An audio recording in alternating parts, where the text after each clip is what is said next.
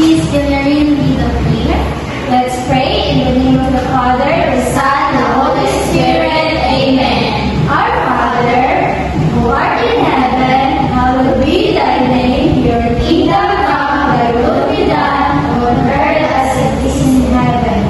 Give us this day our little bread, and forgive us our sins, as we forgive those who sin against us. Do not bring us to the test, but deliver us from evil. Amen. Father, the Son, and the Holy Spirit. Amen. Good morning, class. Good morning, Mom. Good morning, classmates. Good morning. Okay, take your seat. Thank you, Mom. Paris J. Melton. Present. Ochige Queen. Present, Mom. Sorima Rose. Present, Mom. Roslyn May Sorial. Present, Mom. Veles Desabel. Present, Mom. Valerian Trixie. Present, Mom. Bellanueva Via. Present, Mom. Okay. Only Terrace is up. Yes, ma'am. But before na mag-start sa atong lesson, we have a energizer. Ano sa inyo gusto mga energizer? Ma'am! Ako rin, Ma'am! Ako si Takore! Okay, stand up. Pia Lida. Ikaw si Takore. Please, Pia Lida. Ako si Takore. Ako si Takore. Ako si Takore. Kamay o dako.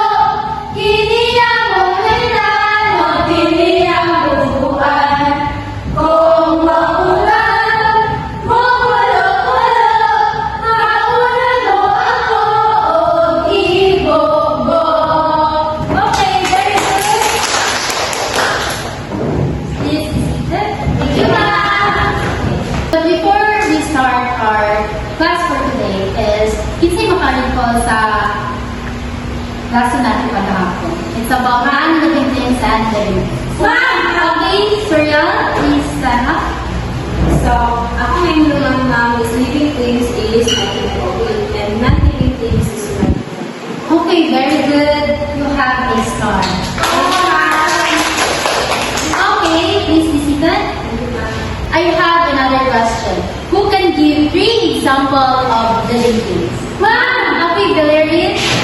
The example of living things is we have plants, animals, and humans. Very good! You have a star.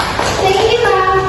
And the last question is, who can give 3 examples of non-living things? Asabel. Ano ma? Kanang bato, bangko, gayon. Water, ma. Wow, very good! So, ang mag-start. Last time, we learned how to tell something is living or non-living, right? Yes, ma'am. Today, let's focus more on how living things interact with the environment. Unsa yung taon, unsa sila gawin sila mag-live, tapos unsa sila mag-depend sa nature. So, first is, kami nga picture, pakita ko muna, diba? Saan siya? Unsa siya picture? Kinsa ang maginabang ani? Aside from human. Okay, very good. And next is water. Kinsa may galis ani? Animals. Plants. How about this?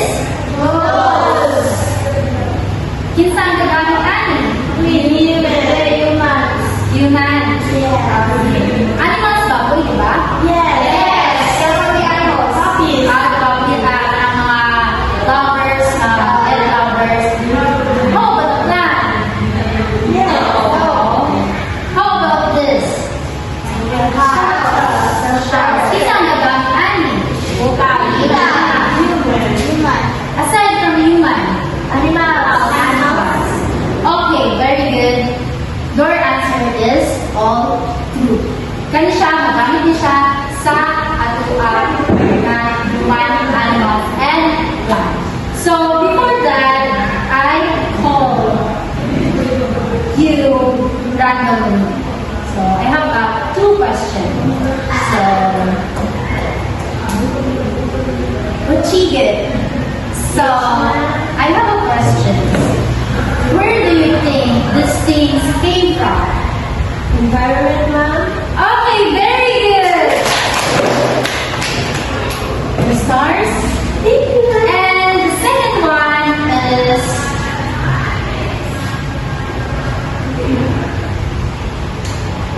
sorry, ma'am. So this question is: Do we think that do we make that ourselves, or do we get from nature? Sa nature, ma'am. Sa nature, why?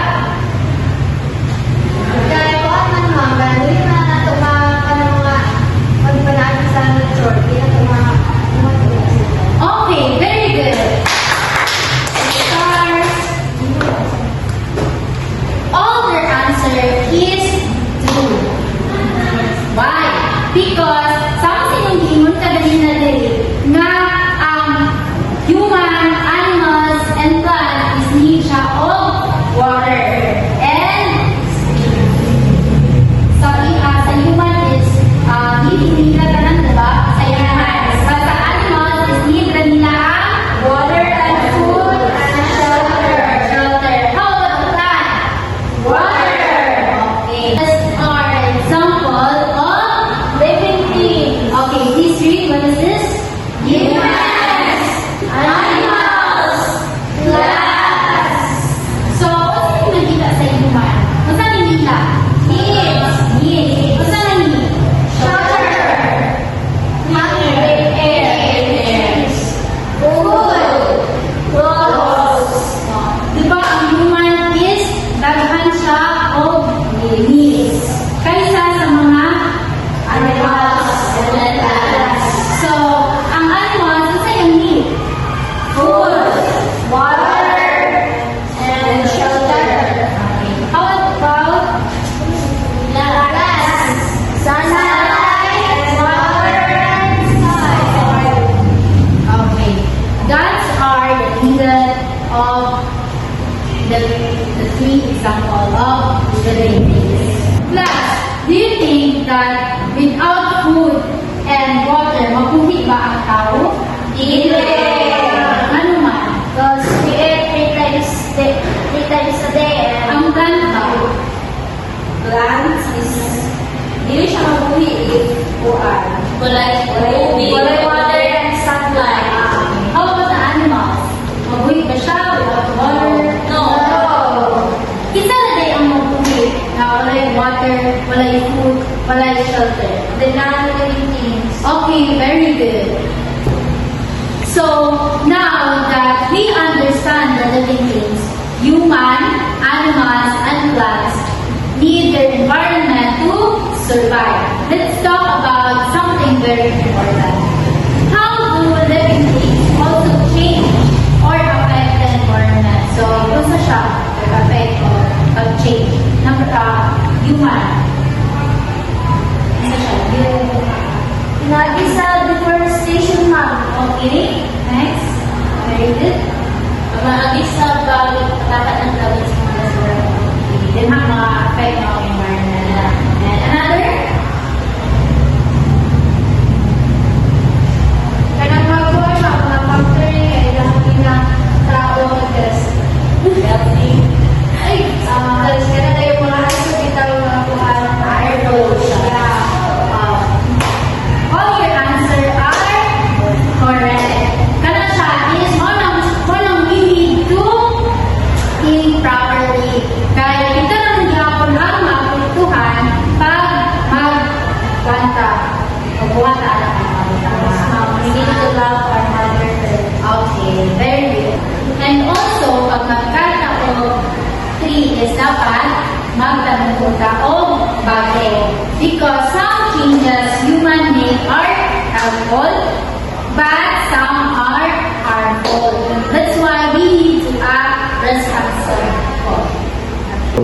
Animals also change the environment in many ways, even though they don't build cities like people do.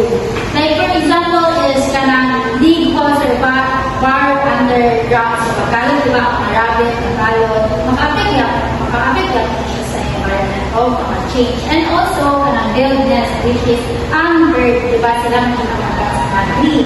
And the next is eat plant and spread seeds. Ganun seeds man kaya, for example, ang kanang bird is kaya magtangan siya. So, naman dyan tayo magtagal-tagal, di ba? So, maano na siya sa ground is katutin siya nga seed is may possibility na matuto. That's why ang bird is hindi siya pareha sa human but maka-change siya sa environment. And the last one is plants. So, plant may not move from place to place. Diba? Hindi na siya hindi na kumahan na siya dito noong hindi na siya kabaklay. But in case na lang kung bako na ito. But they still change even though hindi sila pa i-hope sa katanong sama sa tao. But mo na ang hingon na maka-change siya sa environment in many ways. Palihaan ng trees gain shape and in the air. Diba? Kung mato ka sa place na naghan o tanong o kung sa iyong pamindad to. But now, appreciate the air. And aside from that, very good. And aside from that, isa pa. Matingala, wonder mo ka. Every time, bisan taas kayo ng bundod is, pag naika ko, hindi siya mag-landslide. At ako makakoy tungod kay, oh yes, very good. Tungod sa ugat, kay sila ang bahold sa yuta para hindi mahulog dito sa ubos. Muna siya ang plant is makatabang po siya sa environment. All of this example has a big impact to our environment. Okay, class. Now we will learn sa itong lesson today. Yes, ma'am! Oh, let's go activity! Now it's time to apply what you learned through a group activity. I will divide you into 3 groups. Each group will be given different tasks. Oh. Start 1, 2, 3. 1, 2, 3. Okay, go to your group. Please come here, the representative of group 1. Here's your group 2. Thank you. Group 3. Work together quietly and listen to each other. I will visit each group to check your activity.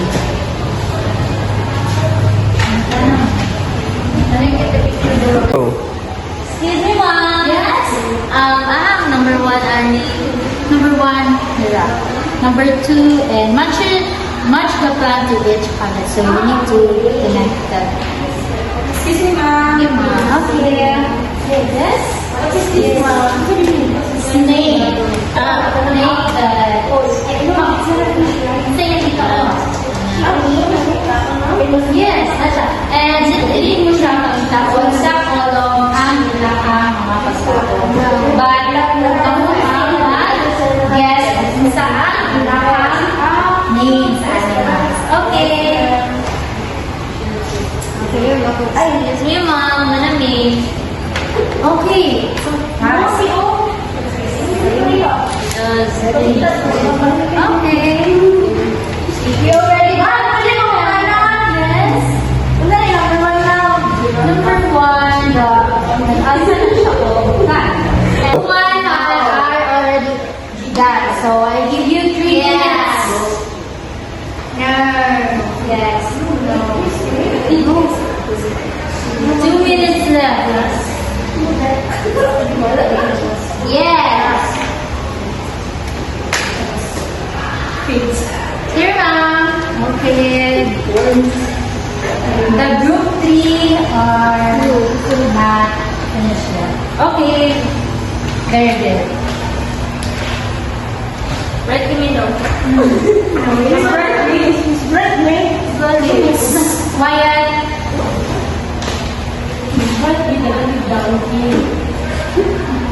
Go.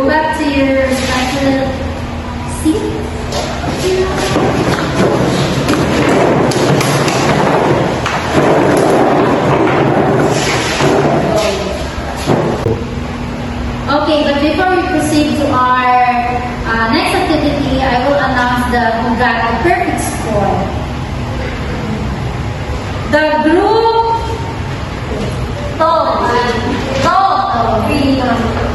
The group stool. You have a 3-star. Thank you, ma'am. And I have a reward sa nakauna-ong pasa, which is a group 1.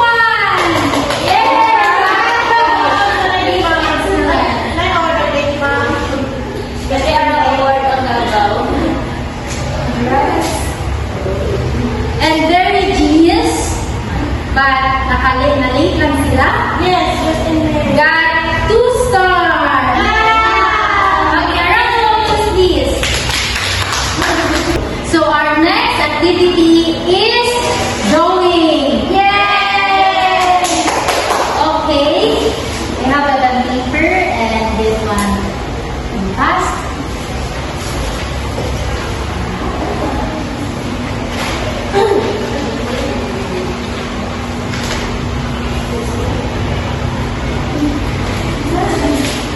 Hey, doctor.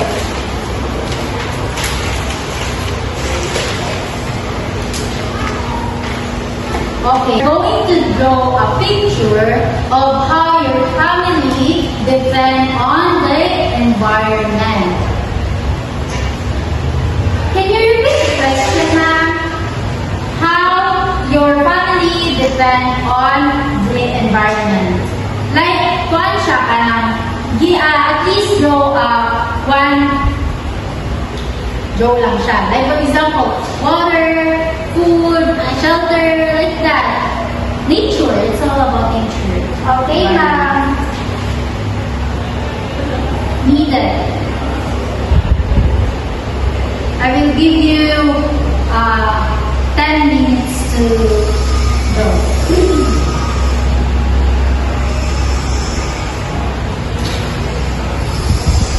Oh, very talented. Yeah. Oh. Wow, amazing.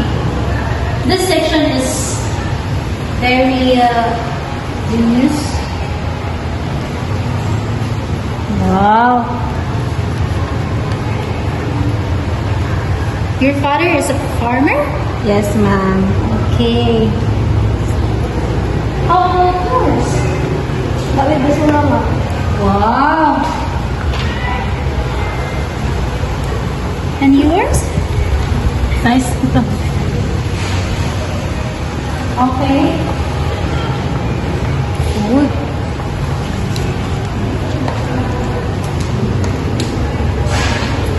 Okay, 2 minutes left.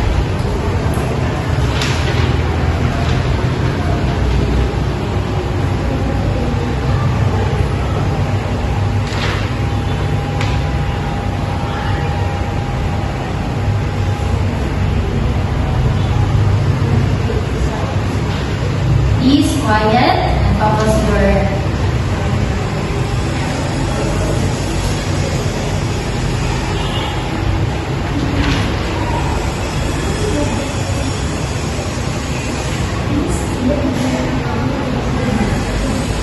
One minute left.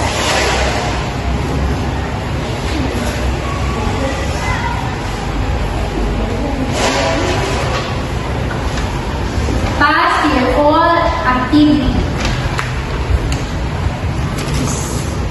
1, 2, 3, 4, 5. Okay. Very good.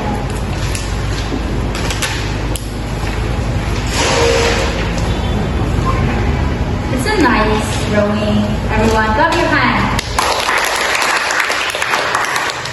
Yay! Muli na. But before we end at atong lastly is we have a homework. Homework na? Yes. Like kasi mama. Yes. This homework is ipasa niyo siya to tomorrow. So, Okay na. okay, get one pass. Nakadali ang instructions. Grow up like the grow up.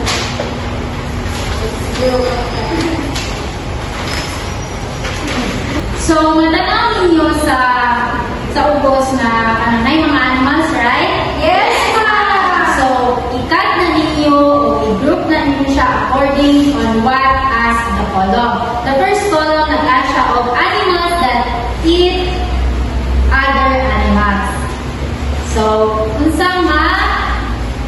class ang kaungkod o alin. Ano na siya? Itanin yung picture din. Itanin dito. Okay? Okay? Okay, ma'am. Before we end our class, please pick up piece of paper.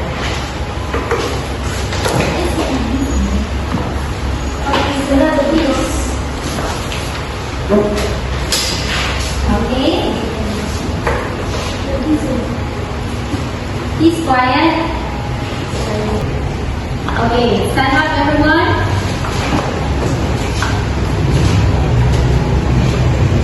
Straight.